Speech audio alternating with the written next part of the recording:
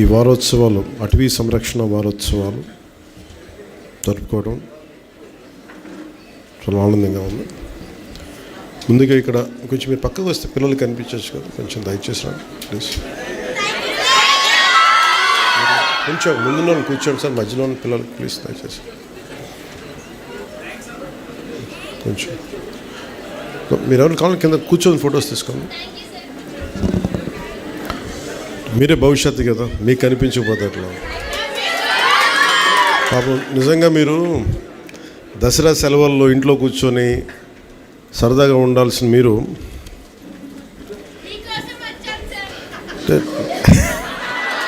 అలాగే అంటే నేను కూడా మీరు వస్తున్నారని మీకోసం వచ్చాను. దేనికి తపన పడతామంటే మన తల్లిదండ్రులు తపన పడితే ఎవరి కోసం తపన పడతారు? బిడ్డలు బాగుండాలి తపన పడతారు.